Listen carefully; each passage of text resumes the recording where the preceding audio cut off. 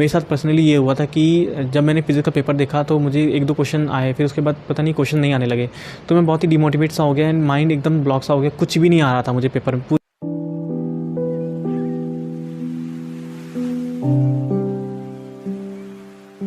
Hello everyone, welcome back to my YouTube channel. Myself Anuj Singh, second MBBS professional student at government medical college Badaun.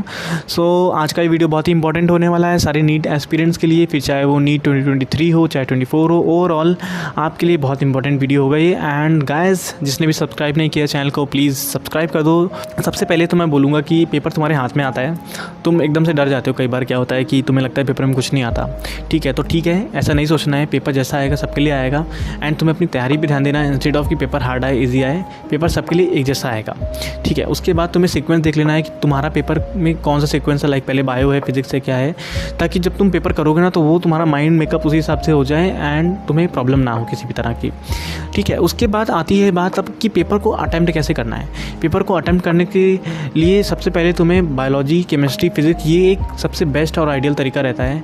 I mean तुम्हारी हो सकता है कुछ अलग होता हो, अगर कुछ और करते आए हो तो उसी को फॉलो करना, लेकिन अगर तुम्हें डाउटफुल लगता है, तुम्हें प्रॉब्लम्स आती हैं किसी भी तरह की, तो सबसे बेस्ट तरीका bio, chemistry and then physics होता है। ये पर्सनली मैंने पूरे साल भर यही किया था एंड डेफिनेटली फाइनल नीट में भी मैंने यही किया था। OMR शीट कैसे बढ़नी है? OMR शीट क्या होता है, कुछ बच्चे एक क्वेश्चन किया देन OMR भरी, एक क्वेश्चन किया देन OMR भरी, एक तरीका ये होता है। दूसरा तरीका ये होता है कि तुम एक पूरा 10 to 20 क्वेश्चन का सेट कर लो, उसके बाद फिर अपनी OMR भर लो। मैं जो पर्सनली करता था वो बेसिकली यही था कि मैं 45 क्वेश्चन करता था और फिर अपनी OMR भर लेता था, ठीक है। इससे ये होता है कि एक फ्लो में तुम 45 क्वेश्चन करते हो एंड देन OMR भर लिए जल्दी से, तो उसमें भी अपना एक फ्लो मेंटेन रहता है। एंड तुरंत OMR भरने मुझे पर्सनली नहीं ठीक लगता था बिल्कुल भी, तो मैंने कभी भी ये चीज़ नहीं की। एंड बाकी तुम देख लेना, अगर तुम्हें कोई और चीज़ बेस्ट लगती है तो तुम अपने हिसाब से कर सकते हो, अपनी फैसिलिटी के हिसाब से। ऐसा नहीं है कि तुम पूरा चेंज कर दो, बट जो मैं पर्सनली करता था वो मैं तुम्हें बता रहा हूँ। दूसरी चीज़ जो आ जाती है वो होती है बी सेक्शन। बी सेक्शन में 2 चीज़ें बहुत ज़्यादा इंपॉर्टेंट होती हैं, ध्यान देना। एक होती है OMR, दूसरा होता है जब हम क्वेश्चन करते हैं। तो क्वेश्चन करते समय तुम्हें ध्यान ये रखना है कि तुम जितने भी हमें क्वेश्चन करने हैं, लाइक 10 क्वेश्चन करने हैं, तो 10 से ज़्यादा ना करो। मैंने ये चीज़ गलती कर दी थी कि मैंने बायोलॉजी के पेपर में दोनों सेक्शंस में ही बी जो सेक्शन था उसमें मैंने ज़्यादा क्वेश्चन कर दिए थे, जिसकी वजह से डेफिनेटली तुमको टाइम लगेगा और वो वेस्टफुल ऑफ टाइम है। तो ऐसा बिल्कुल भी मत करना, काउंट करते चलना जितने भी क्वेश्चन तुम अटेम्प्ट करना। एंड दूसरी चीज़ ये OMR को बहुत ध्यान से भरना। बी सेक्शन की OMR अलग से भरना मैं तो सजेस्ट करूँगा।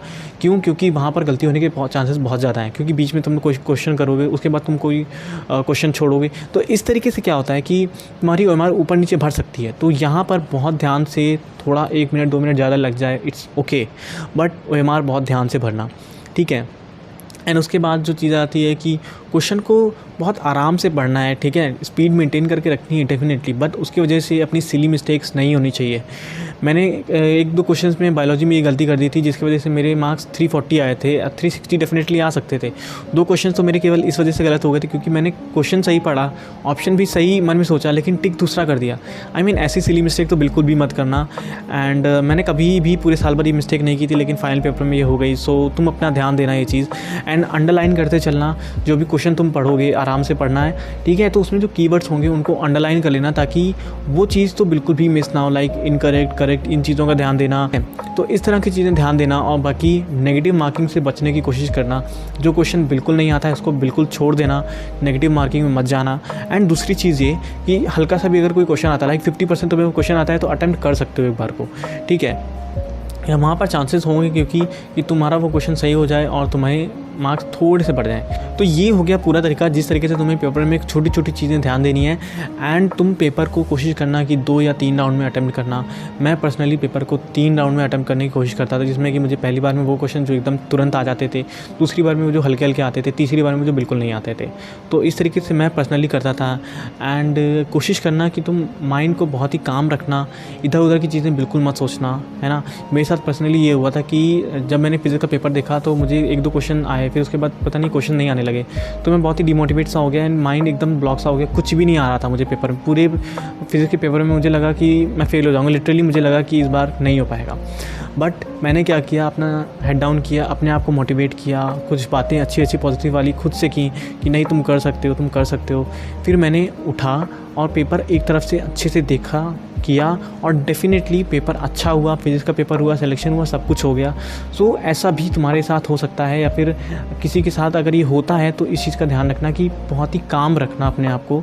मत सोचना सिलेक्शन होगा नहीं होगा, कुछ मत सोचना। पेपर के समय बस पेपर तुम्हें सोचना है कि मेरे 180 आउट ऑफ 180 क्वेश्चन मुझे करने हैं और मैक्सिमम टू मैक्सिमम सही करने हैं, बाकी तुम्हें कुछ भी नहीं सोचना है। एंड एक चीज़ और आ जाती है जो कि बहुत ज़्यादा इंपॉर्टेंट होती है ना, कि एनवायरनमेंट से बिल्कुल भी डिस्टर्ब मत होना यार। पता है एनवायरनमेंट में कई बार क्या होता है कि टीचर्स बहुत ज़्यादा आपस में बातें करते हैं, लाइक बच्चे बहुत डिस्टर्बेंस करते होती है, इस तरह की चीज़ें, बार बार लोग जा रहे हैं आ रहे हैं। तो कोशिश करना अपने आप को इन सब चीज़ों से बचाने का। ये सब चीज़ें बिल्कुल भी तुम्हें डिस्टर्ब नहीं करनी चाहिए। होता है कभी कभी थोड़ा सा माइंड डिस्ट्रैक्ट, लेकिन ट्राई करना। एंड बस तुम्हें ये सोचना है कि ये आखिरी पेपर है जिसके बाद मैं एक डॉक्टर बन जाऊँगा डेफिनेटली, आई मीन MBBS में एंटर कर जाऊँगा। सो बस यही था सब कुछ। मुझे लगा कि आपको बताना बहुत ज़रूरी है ताकि आप पेपर अपना अच्छे से अच्छा कर पाओ। तो दैट्स ऑल। एंड बाकी यार इतनी सारी चीज़ें मैंने बताई, ज़रूरी नहीं है कि तुम सब कुछ एज इट इज़ फॉलो करो। इनमें से जो चीज़ें तुम्हें ठीक लगती हैं अपने लिए, जो चीज़ें तुम ऑलरेडी कर रहे हो, उनमें से ऐसा नहीं कि तुम्हें सब कुछ चेंज कर लेना है। कुछ इम्प्रूवमेंट लगता है तो वो तुम कर सकते हो। बाकी दैट्स ऑल द बेस्ट। मिलते हैं फिर नेक्स्ट वीडियो में। Bye bye.